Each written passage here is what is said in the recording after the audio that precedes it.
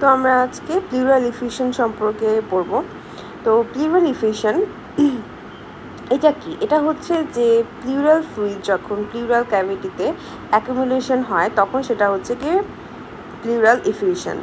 তো আমরা যদি দেখি যে নর্মাল প্লিউরাল ফ্লুইড এটা কত ml, সেটা হচ্ছে গিয়ে নর্মাল প্লিউরাল ফ্লুইড হচ্ছে 5 থেকে 15 ml। আর ক্লিনিক্যালি যদি ডিটেক্ট করতে হয় তাহলে সেটা অবশ্যই 500 ml এর মতো হতে হবে। আর মেনলি যেটা আমাদের পড়তে হবে যে পিএভিউতে, এক্সরে পিএভিউতে 300 ml এর মতো হলে আমি এটাকে দেখতে পারবো ডিটেক্টেবল। আর আলট্রাসোনোগ্রামে 100 ml এর কম হলেই আমরা দেখতে পারবো। তো এটা হচ্ছে মাস্ট টু নো একটা টপিক, আমাদের এখান থেকে পড়তে হবে। দেখো এসেনশিয়াল টু নো লেখা।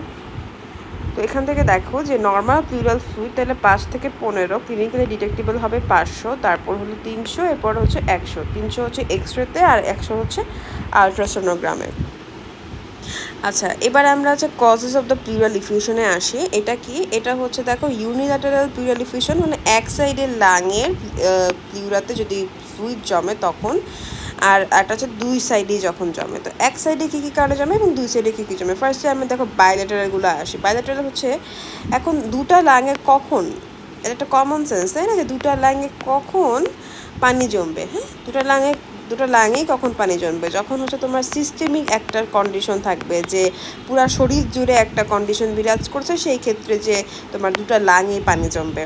অথবা দেখা যাচ্ছে যে এরকম হতে পারে যে লিভারের কোনো সমস্যা হতে পারে, তখন এরকম দুটো লাংয়ে পানি জমতে পারে। ঠিক আছে, তো আমরা আসি একটু ভালো করে দেখি যে জেনারেলাইজড কিছু ইমব্যালেন্স হয়েছে, মানে সারা শরীরেই এরকম একটা কন্ডিশন হয়েছে। যেমন হাইড্রোস্ট্যাটিক প্রেশার বেড়ে গেছে, যেমন যে কনজেস্টিভ কার্ডিয়াক ফেলিয়ার যেটা, সেটা হলে কি হবে, এই কনজেস্টিভ কার্ডিয়াক ফেলিয়ার হলে হাইড্রোস্ট্যাটিক প্রেশার বেড়ে যাবে। সেটা কোথায়? যে পালমোনারি সার্কুলেশনে, ওই যে আমরা বলেছিলাম যে ব্যাক যাচ্ছে, লাংয়ে ব্যাক চলে যায়। হার্ট ফেলিয়ার হলে ফ্লুইডগুলো লাংয়ে ব্যাক চলে যায়, তখন হচ্ছে দেখা যাচ্ছে যে লাংয়ে হাইড্রোস্ট্যাটিক প্রেশার বেড়ে যায়। এবং এটা কিন্তু দুটো লাংই হবে, তাই না? দুটো লাংই তো পানি ব্যাক চলে যাচ্ছে, তাহলে হাইড্রোস্ট্যাটিক প্রেশার বাড়ছে অ্যান্ড ফ্লুইড কি লিক আউট হচ্ছে। পালমোনারি এই যে প্লুরাগুলোতে ফ্লুইড লিক আউট হচ্ছে, তার কারণে দেখা যাচ্ছে যে প্লিউরাল ইফিউশন দেখা যাচ্ছে। এবার নেফ্রোটিক সিনড্রোমে আমরা একটু তাকাই, নেফ্রোটিক সিনড্রোমের দিকে। নেফ্রোটিক সিনড্রোমে কী হয় বলো তো? এটা একটা জেনারেলাইজড কন্ডিশন। দেখো এখানে কিন্তু অ্যালবুমিনিয়া হচ্ছে, তোমার হচ্ছে অ্যালবুমিনের লেভেল ব্লাডে কমে যাচ্ছে, দ্যাটস ওয়াই কিন্তু অনকোটিক প্রেশার কমে যাচ্ছে এবং তার কারণে হচ্ছে ফ্লুইডগুলো বের হয়ে যাচ্ছে। ঠিক আছে, তো সবটাই আমাদের এখানে কিন্তু কি বলবো, এই যে তোমার প্যাথোলজি থেকে আসে। তারপরে যে দেখো আরেকটা জায়গায় লিভার সিরোসিস হলেও কিন্তু ব্লাডে অ্যালবুমিনের পরিমাণ কমে যায়, তাই না? সেই অ্যালবুমিনের পরিমাণ কমে গেলে কিন্তু ওই একই কাহিনী, অনকোটিক প্রেশার কমে যাচ্ছে এবং হচ্ছে প্লিউরাতে আমাদের দেখা যাবে যে ফ্লুইড জমা হবে। তাহলে এই হচ্ছে কাহিনীগুলা। তো মিক্সিডিমা এটা হচ্ছে capillary leaks due to severe hypothyroidism. Myxoedema একটা হাইপোথাইরয়েডিজমের কন্ডিশন, মিক্সিডিমা। এবং এখানে কি হবে, এখানে ক্যাপিলারি লিক করে তোমার হচ্ছে দেখা যাবে যে অল সেরাস মেমব্রেন যেগুলো আছে সবগুলোতে পানি জমে যাবে ক্যাপিলারি লিক করে, মিক্সিডিমা। তারপর ইউরেমিয়া, এটা একটা টক্সিক কন্ডিশন। দেখো ইউরেমিয়া হচ্ছে গিয়ে টক্সিন ইনডিউসড ইনফ্ল্যামেশন। এখানে ইউরেমিয়া হচ্ছে ব্লাডে ইউরিয়া আর কি, বা নাইট্রোজেনাস বেস সাবস্টেন্স যেগুলো আছে সেগুলো ব্লাডে।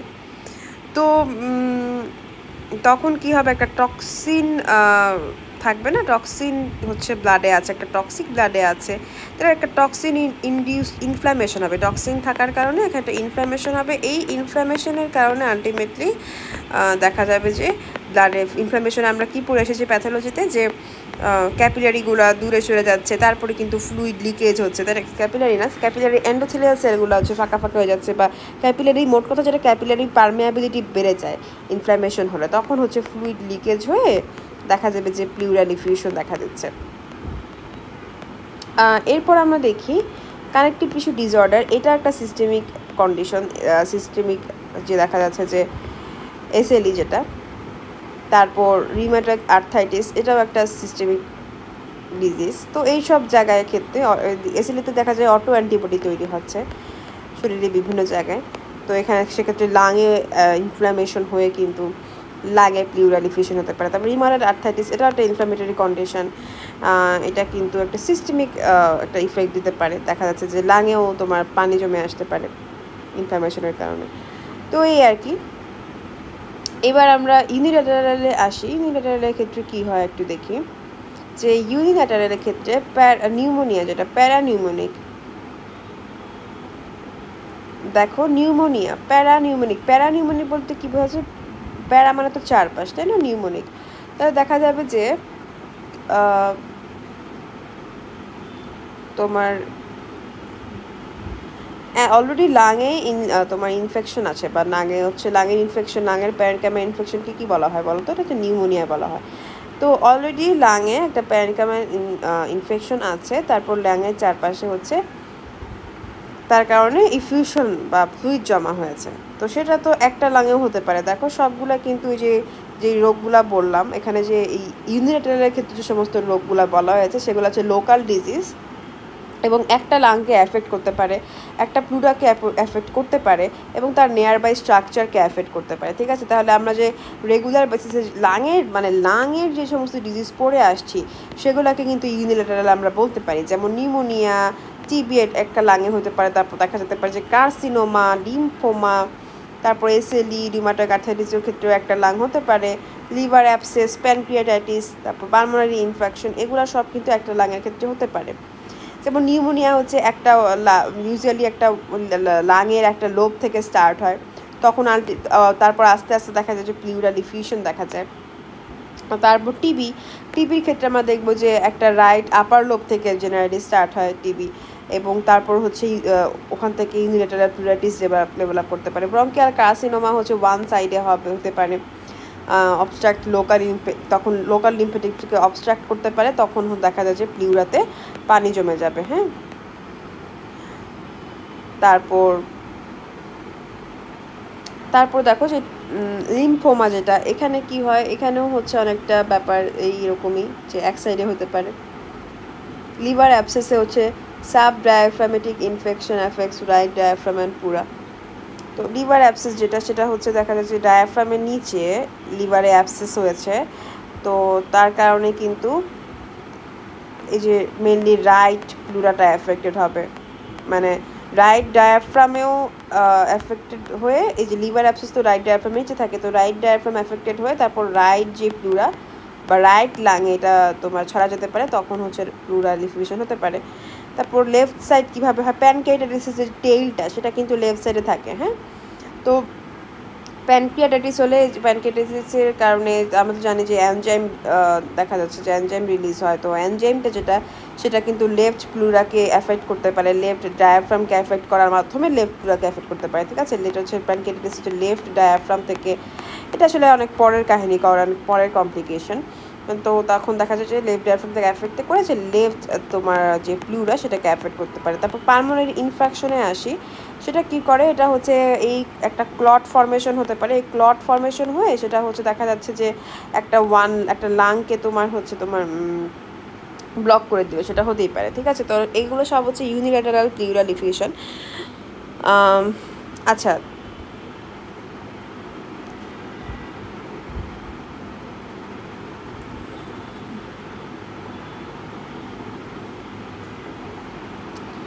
তো কি বলেছিলাম যে পালমোনারি ইনফেকশনের কথা, সেটা হচ্ছে একটা ক্লট ফর্মেশন হলে, ধরো হচ্ছে যে পালমোনারি ইনফেকশন জিনিসটা কী বলো তো, যেহেতু ব্লাড সাপ্লাই নেয় বা অক্সিজেন নেয়, সেই কারণে একটা সেল যখন মারা যায় তখন হচ্ছে তোমার হচ্ছে ইনফেকশন হতে পারে, তাই না।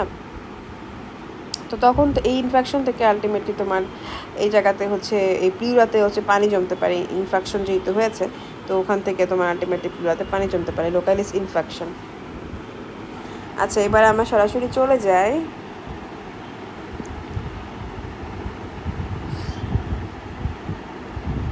ট্রানজিউরেটিভ ইফিউশনের ক্ষেত্রে।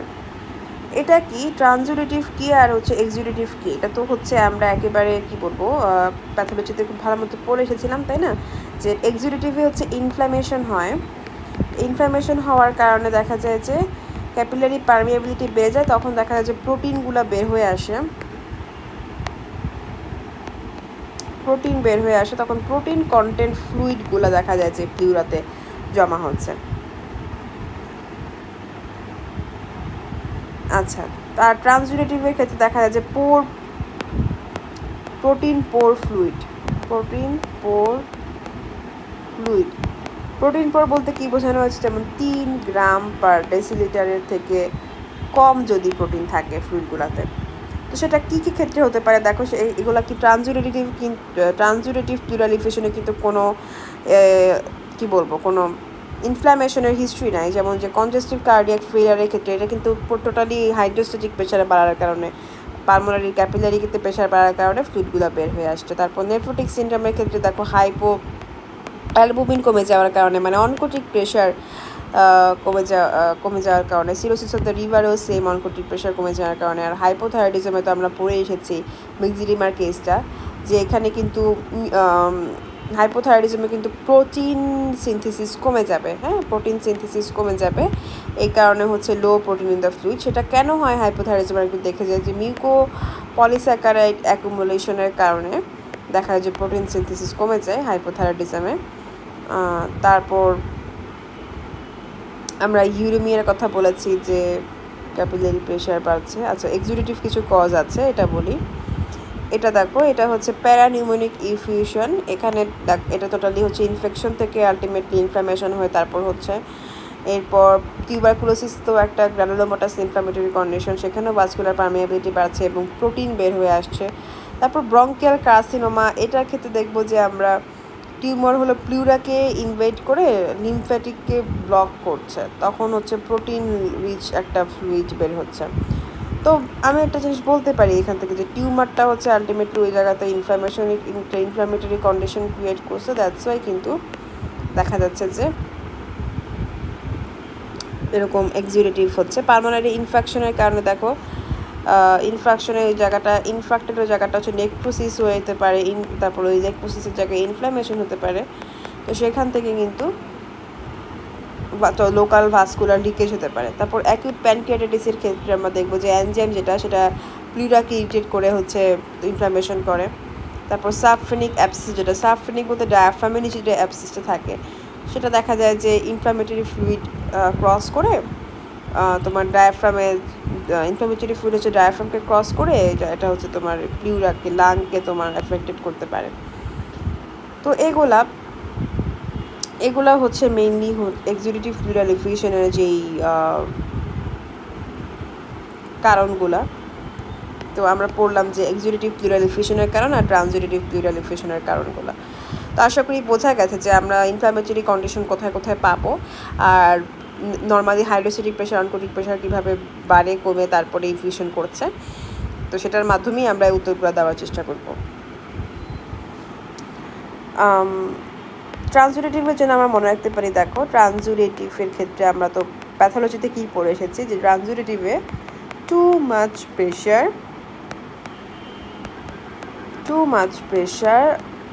or too little protein, too much pressure আর too little protein। আর এক্সুডেটিভের ক্ষেত্রে আমরা পড়ব, এটা হচ্ছে ইনফ্লামেশনের ক্ষেত্রে, মানে totally inflammation, exciting inflammation, just for mnemonic exciting inflammation. এখানে হচ্ছে তোমার এক্সুডেটিভ দেখা যায় যে এক্সুডেটিভ ফ্লুইডগুলো জমা হয়। আচ্ছা, তো এই হচ্ছে ব্যাপারগুলো। এবার আমরা সরাসরি চলে আসি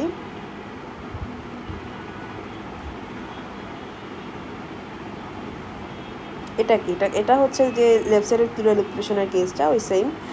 আচ্ছা, আমরা লাইট ক্রাইটেরিয়াসে আসি, এটা খুবই ইম্পর্টেন্ট। দেখো যে প্লুরাল ফ্লুইড হচ্ছে একটা এক্সুডেট হিসেবে is an exudate if one or more following criteria are the met. আচ্ছা, এক্সুডেট আমরা কোন কোন ক্রাইটেরিয়াতে বলবো যে এই প্লুরাল ফ্লুইডটা হচ্ছে এক্সুডেট। হ্যাঁ, এখানে হচ্ছে কিছু ক্রাইটেরিয়া মিট করতে হবে। যেমন আমি যদি দেখি যে প্লুরাল ফ্লুইড আর সেরাম প্রোটিন, এই দুটা প্লুরাল ফ্লুইডের প্রোটিন আর সেরাম প্রোটিনের রেশিও হচ্ছে 0.5 থেকে বেশি। তারপর প্লুরাল ফ্লুইডের এলডিএইচ আর সেরাম এলডিএইচ এর রেশিও হচ্ছে 0.6 থেকে বেশি। তারপর প্লুরাল ফ্লুইডের এলডিএইচ আর 2/3 of the upper limit of the normal serum LDH. আচ্ছা, প্লুরাল ফ্লুইডের এলডিএইচটা অবশ্যই 2/3 of the upper limit of the normal serum LDH. Normal serum LDH এর 1/3 থেকে বেশি হতে হবে প্লুরাল ফ্লুইডের এলডিএইচটা। তাহলে এই হচ্ছে কয়েকটা কন্ডিশন, যে এগুলাকে বলা থাকে লাইকস ক্রাইটেরিয়া। এর মাধ্যমে আমরা কিন্তু বুঝতে পারি যে এই যে প্লুরাল ফ্লুইডটা কি এক্সুডেটিভ নাকি ট্রান্সুডেটিভ, ঠিক আছে। তো এবার আমরা পার্থক্যতে আসি যে এক্সুডেটিভ এবং ট্রান্সুডেটিভ প্লুরাল ইফিউশনের মধ্যে আসলে কি পার্থক্য আছে। তো দেখো, এটা হচ্ছে আমরা প্রোটিনের কন্টেন্টটা থেকে দেখেছি যে 3 গ্রাম পার ডেসিলিটার থেকে বেশি হবে, আর 3 গ্রাম পার ডেসিলিটার থেকে কম হবে হচ্ছে ট্রান্সুডেটিভের ক্ষেত্রে। মোর অ্যাকিউরেসি 3.5 আমরা বলতে পারি। আর ডাব্লিউবিসি কাউন্ট হচ্ছে এক্সুডেটিভের ক্ষেত্রে বেশি হবে, বিকজ এটা একটা ইনফ্ল্যামেটরি কন্ডিশন, আর ট্রান্সুডেটিভের ক্ষেত্রে বেশি হবে না।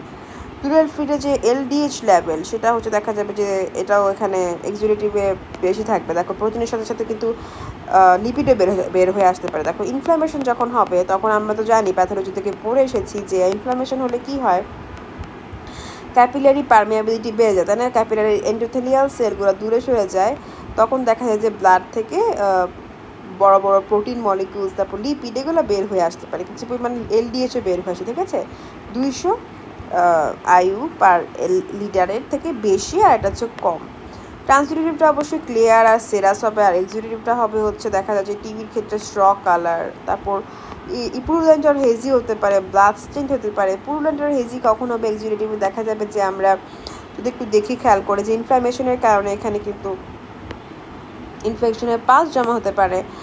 তো এইসব ব্যাপারে আর কি এক্সুডেটিভটা একটু একটু ঘোলাটে, অথবা হচ্ছে একটু হলদেটে, এরকম কালার হতে পারে, তাই না। আবার ট্রান্সুডেটিভটা কিন্তু টোটালি ক্লিয়ার থাকবে।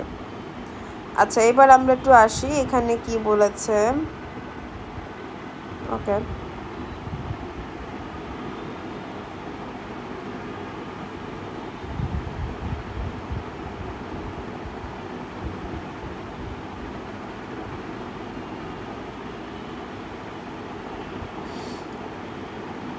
আচ্ছা, একটা জিনিস আসলে বলা উচিত ছিল। দেখো যে এই কেসটা যেটা, সেটাতে লেফট সাইডেড প্লুরাল ইফিউশনই কেন বলেছে, এটা by left sided pleural effusion, ঠিক আছে। তো এটার ব্যাপারটা হচ্ছে এরকম যে আমাদের যেগুলো লেফট সাইডে ইনক্লুড হতে পারে, যেমন অ্যাকিউট প্যানক্রিয়াটাইটিসের টেলটা, সেটা কিন্তু আমরা বলেছি যে লেফট ডায়াফ্রামকে ইনফ্ল্যাম করে তারপর লেফট লাঙে চলে যাবে, ঠিক আছে। অ্যাকিউট প্যানক্রিয়াটাইটিসের কেসটা কিন্তু আমরা এটাই বলেছিলাম যে এরকম হবে। তো এটা কিন্তু টোটাল শুধু লেফট সাইডের কেসের বেলা। তারপর প্যারানিউমোনিক ইফিউশন যেটা, সেটা কিন্তু ব্যাকটেরিয়ার নিউমোনিয়ার ক্ষেত্রে হয়। তো এই নিউমোনিয়াতে কিছু ইনফ্লামেটরি এক্সুডেট হচ্ছে লাং টিস্যু থেকে প্লুরাল স্পেসেস তোমার স্প্রেড করে এটা হতে পারে।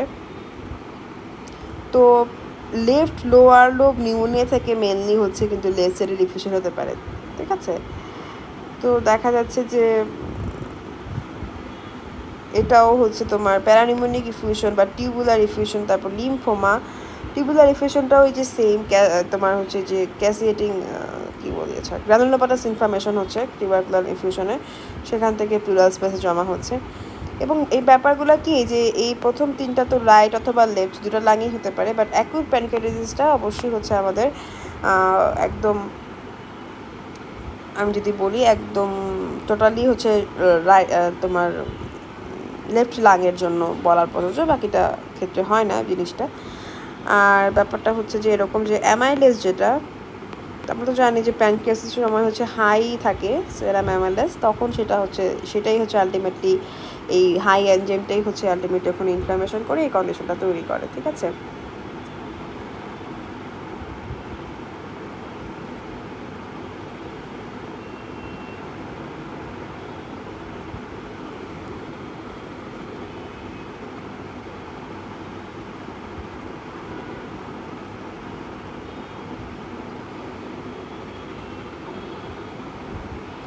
ওকে, তারপরে আমরা আসছি, সরাসরি চলে যাচ্ছি যে সায়েন্স অফ প্লুরাল ইফিউশনে। তো এটা তো আমরা জানি যে প্লুরাল ইফিউশন হলে কি কি হয়, যে প্লুরাল ইফিউশনে দেখা যায় যে এটা কিন্তু একটা ইনফ্ল্যামেটরি কন্ডিশন। তা যেহেতু এটা ইনফ্ল্যামেটরি কন্ডিশন, সেক্ষেত্রে কিন্তু একটা চেস্ট পেইন থাকতে পারে। ইনফ্ল্যামেশন হয়ে তারপর প্লুরাল এফিউশন হতে পারে, সেক্ষেত্রে চেস্ট পেন থাকতে পারে, ঠিক আছে। বা প্লুরাইসি, যেটা প্লুরাইসি থেকে আলটিমেটলি প্লুরাল এফিউশন ডেভেলপ করতে পারে, তখন কিন্তু চেস্ট পেন থাকতে পারে। অথবা হতে পারে হেভিনেস, যেহেতু হচ্ছে লাংটা কম্প্রেস হয়ে আসছে, সে কারণে একটা হেভিনেসের ফিলিং হতে পারে, ঠিক আছে। তারপর রেসপিরেটরি ডিফিকাল্টি হবে, যেহেতু এই যে লাংটা কম্প্রেস হচ্ছে, সে কারণে অবশ্যই ডিসঅ্যাপনিয়া ডেভেলপ করবে। তারপর দেখা যাবে যে আন্ডারলাইং কজ, ধরো টিবির জন্য হলো, তখন আমরা বলতে পারি যে ফিভার, কফ, স্পুটাম এগুলো ডেভেলপ করছে। আবার ধরো যে টিবি অথবা ম্যালিগনেন্সির জন্য হলো, তখন আমরা বলতে পারি যে হেমোপটাইসিস ডেভেলপ করছে বা ওয়েট লস, এগুলো হচ্ছে আমরা হচ্ছে সিমটম ওয়াইজ বলতে পারি। তাহলে এগুলো হচ্ছে সাইন, যে কী কী সাইন থাকে প্লুরাল এফিউশনের। তাহলে আমরা হচ্ছে যে যদি ক্লিনিক্যাল ফাইন্ডিংসগুলো দেখতে পাই, ইন্সপেকশনে আমি কি দেখবো, যে যেহেতু পেশেন্টের অনেক চেস্ট পেইন, তাহলে তার চেস্ট মুভমেন্টটা সে রেস্ট্রিক্টেড করে রাখবে অ্যাফেক্টেড সাইডে। পালপেশনে আমরা কি দেখবো, ট্রাকিয়া এবং অ্যাপেক্স বিট হচ্ছে শিফটেড হয়ে যেতে পারে। সেটা কিভাবে দেখো, যে অনেক যদি প্লুরাল এফিউশন হয় বা ম্যাসিভ প্লুরাল এফিউশনের ক্ষেত্রে কি হয়, যে যেই সাইডের প্লুরাল এফিউশন দেখা যায় যে ফ্লুইডটা হচ্ছে কি ওই সাইড থেকে পুশ করে মিডিয়াস্টিনামকে হচ্ছে অপোজিট সাইডে নিয়ে আসে, তো সেটাই হচ্ছে মিডিয়াস্টিনাল শিফট। আমরা তো জানি যে দুটো লাঙের মাঝখানে যে জায়গাটা, সেটা হচ্ছে মিডিয়াস্টিনাম। ধরো একটা লাঙে প্লুরাল এফিউশন হলো, তো সেই লাংটাও তো মিডিয়াস্টিনামকে ধাক্কা দিবে, ধাক্কা দিয়ে সে হচ্ছে গিয়ে শিফট করে নিয়ে আসবে। সেক্ষেত্রে কিন্তু মিডিয়াস্টিনামের যে কন্টেন্ট সেটাও শিফট হয়ে যাবে, যেমন ট্রাকিয়া, তারপর হচ্ছে অ্যাপেক্স বিট, এটা শিফট হয়ে যাবে। তারপর ভোকাল ফ্রিমিটাসটা আমরা জানি যে এটা হচ্ছে যে এটা রিডিউসড হবে, অথবা হচ্ছে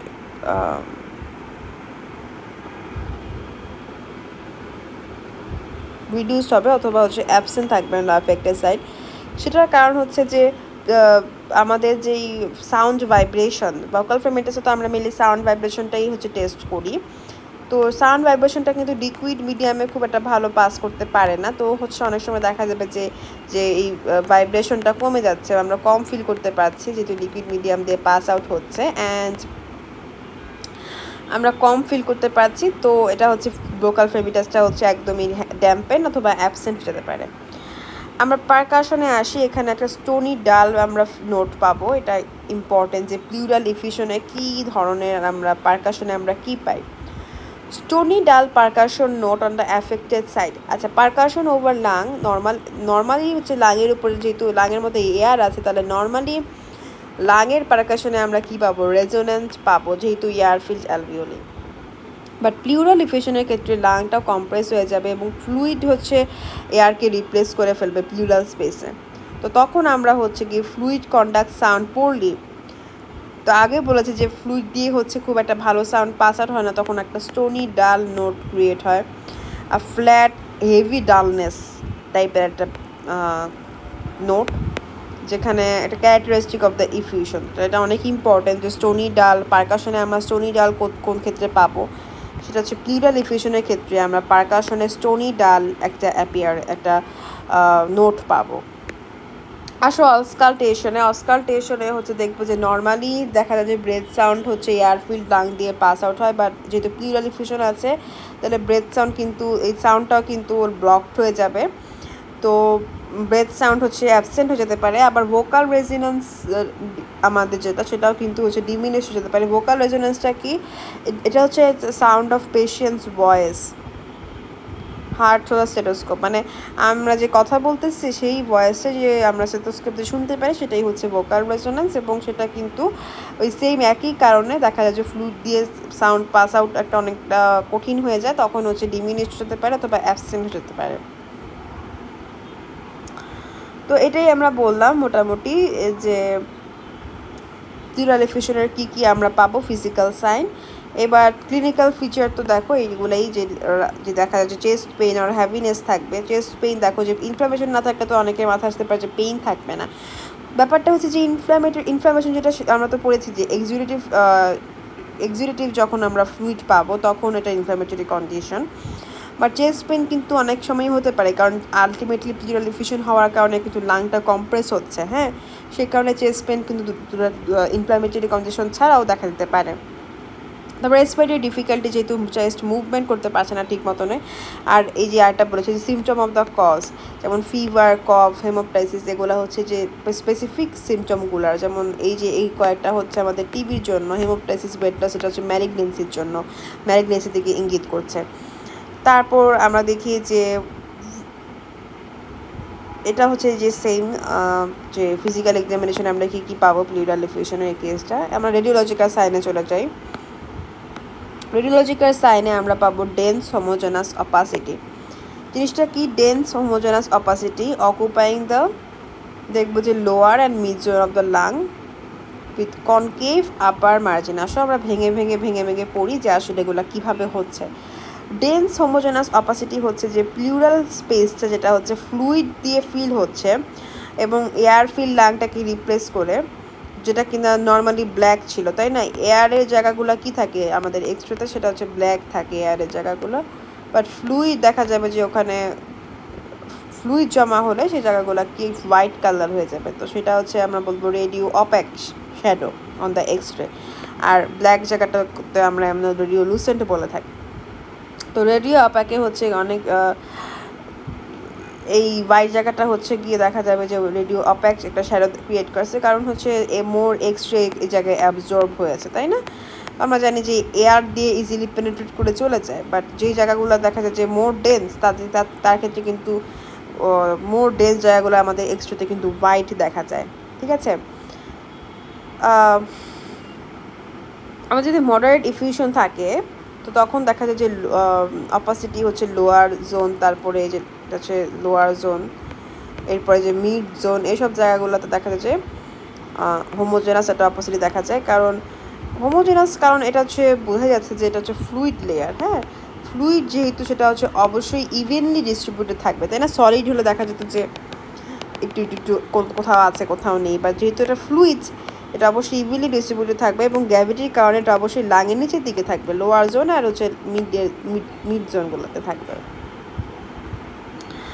এটা হচ্ছে দেখো কনকেভ আপার মার্জিন, এটা হচ্ছে টোটাল একটা মানে ক্লু আমাদের জন্য যে প্লিউরাল ইফিউশনের। দেখো আমাদের আমরা যখন যে মেনিসকাস তো আমরা পড়ে এসেছি, দেখো ফিজিক্স থেকে, যারা যদি মনে না থাকে আমি একটু বলে দিই। তাহলে একটু গ্লাসের মধ্যে যদি আমি একটু পানি দেই, দেখতাম যে পানি যদি দিই গ্লাসের মধ্যে, তখন দেখা যেত যে গ্লাসের পানিটা ঠিক এভাবে থাকে, তাই না?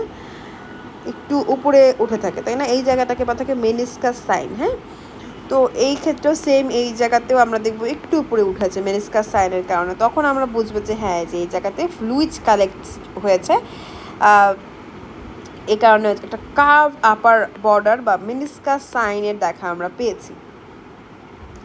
তারপর আমরা দেখবো যে এই যে কোস্টোফেনিক অ্যাঙ্গেল বা কার্ডিওফেনিক অ্যাঙ্গেল, যেটা যে এদিকে থাকে হচ্ছে কোস্টোফেনিক অ্যাঙ্গেল এবং এই সাইডে ছিল হচ্ছে কার্ডিওফেনিক অ্যাঙ্গেল, সেগুলো অবলিটারেট হয়ে গেছে। কজ এই জায়গাগুলোতে হচ্ছে ফ্লুইড দিয়ে ফিলড হয়ে গেছে। This is the early sign of the pleural effusion বলতে পারো, যে প্লিউরাল ইফিউশন শুরু হলে তো এখান থেকে শুরু হবে, তাই না? প্রথমেই জমা হলে এই জায়গাতে জমা হচ্ছে পানি, তাই না? তাহলে এই ক্ষেত্রে কিন্তু সবার আগে কোস্টোফেনিক এবং কার্ডিওফেনিক অ্যাঙ্গেলটা ডিমিনিশ হয়ে যাচ্ছে। ট্রাকিয়া হচ্ছে শিফট টু দ্য অপোজিট। এই যে এখানে বলেছিলাম যে এই প্রেশারের কারণে কিন্তু মিডিয়াস্টাইনামটা শিফটেড হয়ে যেতে পারে, ট্রাকিয়াটা শিফটেড হয়ে যেতে পারে। তারপর heart slightly shift to the opposite. হার্টও যেহেতু মিডিয়াস্টাইনামে প্রেশার যাচ্ছে, তাহলে ট্রাকিয়া, হার্ট সব জায়গায় প্রেশার যাচ্ছে, তাহলে হচ্ছে সেভাবে কিন্তু শিফটেড হয়ে যেতে পারে। তাহলে এগুলো হচ্ছে মেনলি আমাদের প্লিউরাল মানে radiological science of the moderate plural effusion.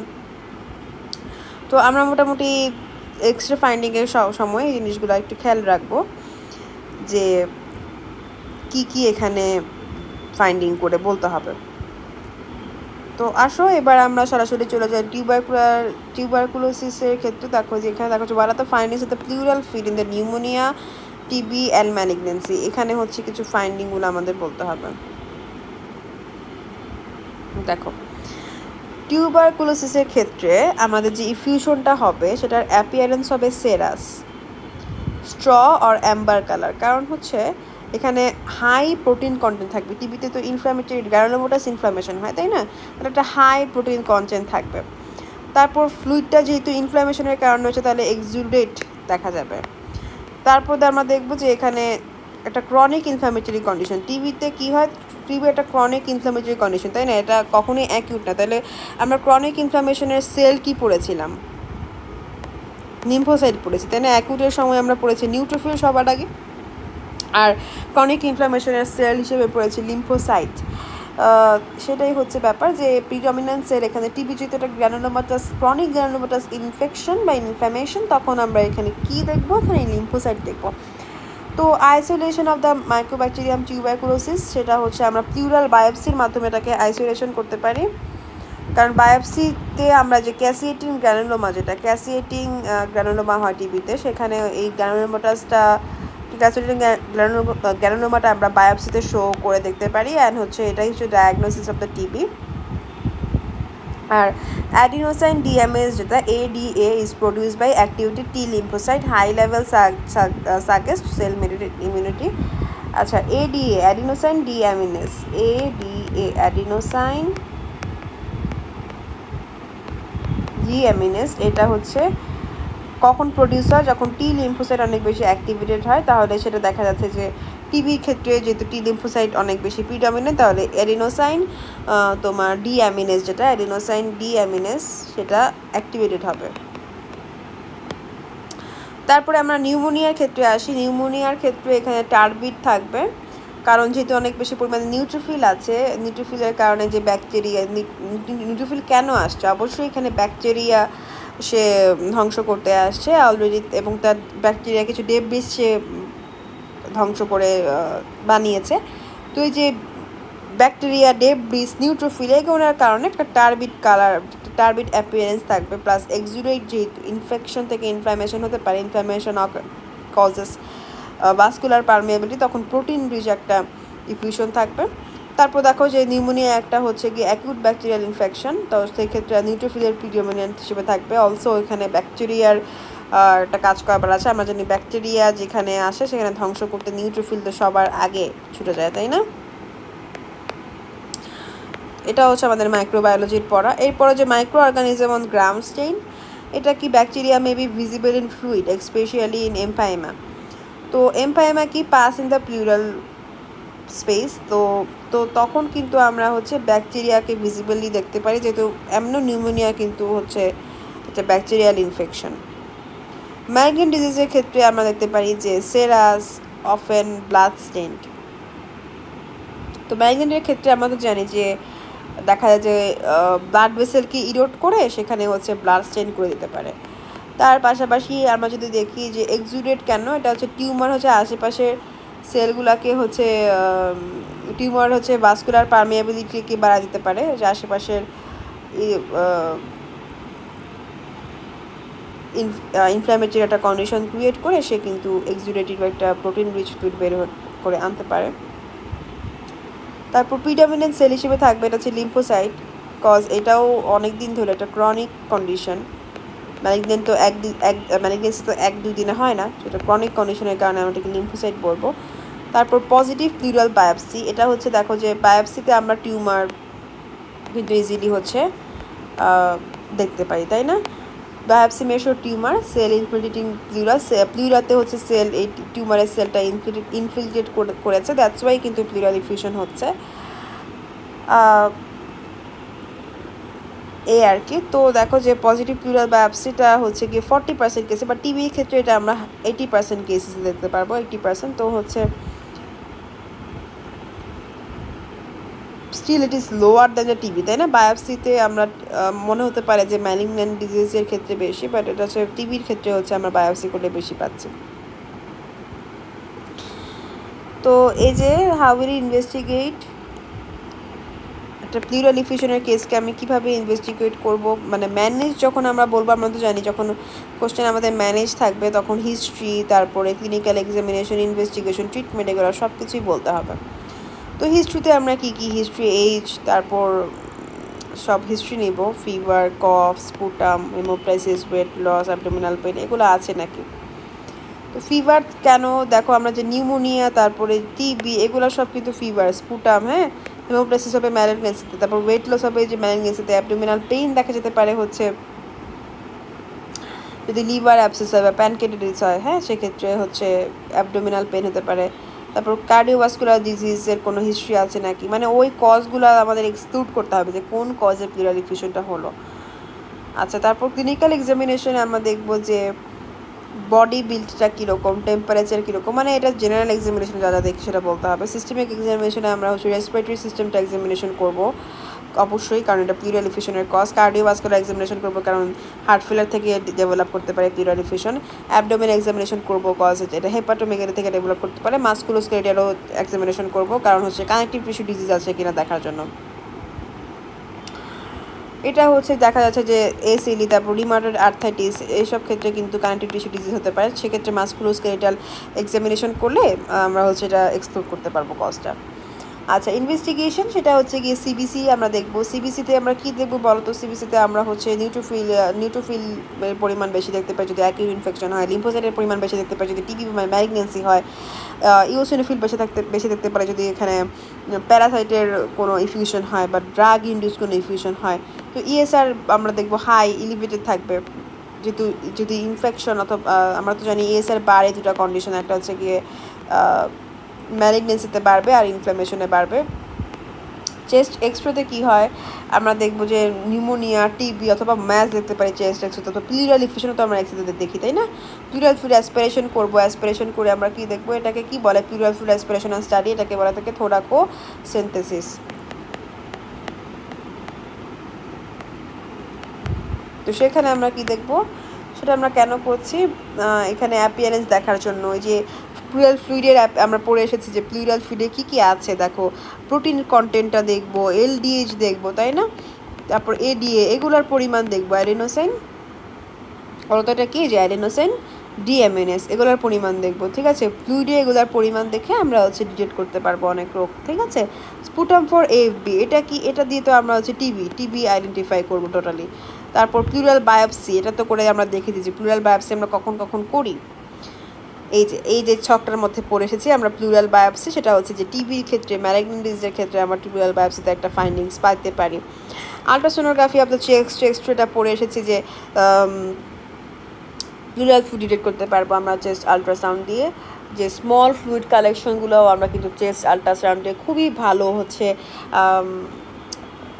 দেখতে পারবো যে তোমার খুবই ভালো হচ্ছে চেস্ট আলট্রাসাউন্ডটা হচ্ছে গিয়ে খুবই অল্প অল্প যে সমস্ত প্লুরাল ফ্লুইড জমে আছে সেটাও দেখতে পারবো আলট্রাসাউন্ড দিয়ে। এবং প্লাস আমি যদি অ্যাসপিরেশনটা, লাঙে অ্যাসপিরেশন, ফ্লুইডের অ্যাসপিরেশনটা সেফলি করতে চাই তাহলে আলট্রাসাউন্ড গাইডেড অ্যাসপিরেশন আমরা করতে পারি, যে একদম ভালো মতো ডিটেক্ট করার জন্য যে কোন জায়গায় আছে।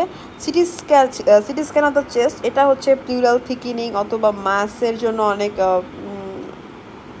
গুরুত্বপূর্ণ। প্লাস হচ্ছে দেখা যাচ্ছে বিনান এবং ম্যালিগন্যান্ট ডিজিজের মধ্যে আমরা পার্থক্য করতে পারি সিটি স্ক্যানের মাধ্যমে। তো ট্রিটমেন্টে আমরা দেখবো যে ট্রিটমেন্টে আমরা কী করবো, ট্রিটমেন্টে হচ্ছে maybe required to reduce breathlessness, mainly হচ্ছে আমরা কী করবো ব্রেথলেসনেসটাকে রিলিভ করার জন্য আমরা ট্রিটমেন্ট দিতে পারি। সেটা হচ্ছে গিয়ে কী করতে পারি, সেটা হচ্ছে দেখতে পারি যে থেরাপিউটিক একটা অ্যাসপিরেশন করতে পারি, মানে অ্যাসপিরেশন করতে পারি যাতে হচ্ছে ব্রেথলেসনেসটা হচ্ছে রিডিউস হয়, আর অ্যাসপিরেশন করে ফ্লুইডটা বের করতে পারি, তাই না?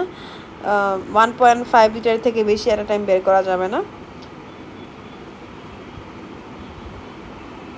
কারণ হচ্ছে হঠাৎ করে সাডেনলি ধরো প্লুরাল ইনফেকশনের কারণে একটা প্রেশার মিডিয়াস্টেনামে আছে, তো ওটা যদি হঠাৎ করে আমি বেশি কমায় ফেলি প্লুরাল ইনফেকশন, তখন দেখা যায় যে মিডিয়াস্টেনামটা হঠাৎ করে শিফটেড হয়ে যায়। তো আন্ডারলাইন কিছু কজকে ট্রিট করার জন্য করতে পারি, যেমন হচ্ছে যে টিবি, ম্যালিগন্যান্সি, নিউমোনিয়া, এগুলোতে আমরা ট্রিট করতে পারি। যেমন টিবিতে আমরা তো জানি যে অ্যান্টিটিবি ড্রাগগুলো দিব, ম্যালেরিয়ার ক্ষেত্রে অ্যান্টিবায়োটিক দিব, তাই না? ম্যাগনেটের ক্ষেত্রে আমরা হচ্ছে গিয়ে কেমোথেরাপি, রেডিওথেরাপি, হ্যাঁ, তারপর হচ্ছে এগুলো দিতে পারি। তারপর দেখি যে এখানে কি বলেছে, how will it treat the tubercular plural infection, এটাও যে অ্যান্টিটিবি ড্রাগস, তারপর স্টেরয়েড দিব যেটা হচ্ছে ট্যাবলেট প্রেডনিসোলন, তারপর therapeutic aspiration of plural fluid এটা লাগবে, especially moderate to large effusion with respiratory distress. আচ্ছা, therapeutic aspiration of the plural fluid সেটা হচ্ছে যে দেখা যাচ্ছে যে মডারেট টু ম্যাসিভ ইফিউশনের ক্ষেত্রে আমরা থেরাপিউটিক অ্যাসপিরেশন করে থাকি, এবং এটা হচ্ছে 1 থেকে 1.5 লিটার পার ডে। 1.5 লিটার থেকে বেশি করা যাবে না। If large amount of fluid is expected at time, re-expansion of pulmonary edema and sudden mediastinum shifting that can cause severe pain and shock. তাহলে হঠাৎ করে অনেক বেশি পরিমাণে হচ্ছে যদি আমি পানি প্লুরাল এফিউশন দিয়ে পানি বের করে ফেলি, ফ্লুইড বের করে ফেলি, তখন দেখা যাবে যে হঠাৎ করে একটা সিভিয়ার পেইনের কন্ডিশন ক্রিয়েট হবে, মিডিয়াস্টিনাম হঠাৎ করে শিফটেড হয়ে যাবে, তারপর রি-এক্সপেনশন হয়ে যাবে হঠাৎ করে। তখন কিন্তু দেখা যাবে যে পেশেন্ট প্রচুর পেইন এবং শকে চলে যাবে।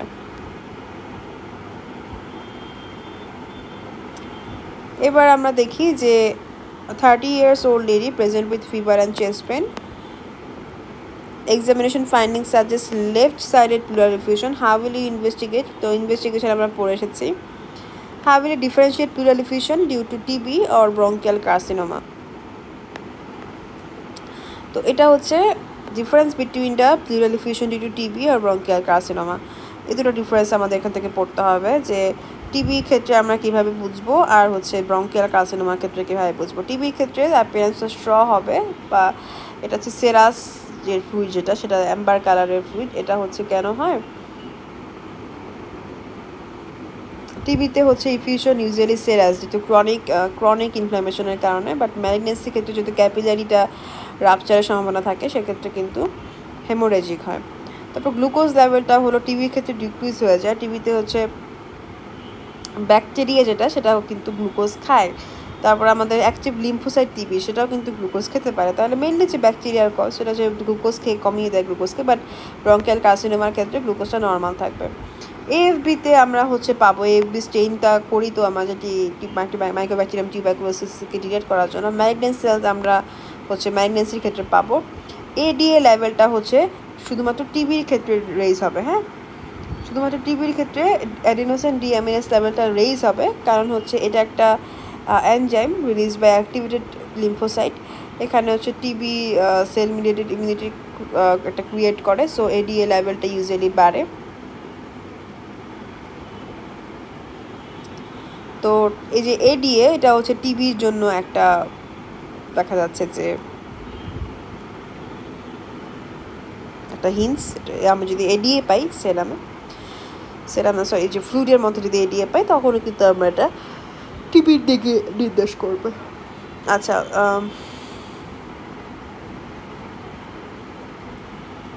তো এখানে বলেছে রাইট সাইডের প্লুরাল এফিউশন নিয়ে একজন পেশেন্ট ভর্তি হয়েছে। সেটার কিছু 3টা common causes of the condition বলতে হবে, যেহেতু 3টা লিখতে বলেছে। তো এইগুলাই ইনভেস্টিগেশন, এই সেম আগের পড়াগুলাই। তো এই ছিল মোটামুটি প্লুরাল এফিউশন। আশা করি তোমাদের মোটামুটি ভালোই পড়া হয়েছে। দেখা হবে পরবর্তী ক্লাসে, যেটা নিউমোথোরাক্স নিয়ে। আর এই তো, থ্যাংক ইউ, ধন্যবাদ।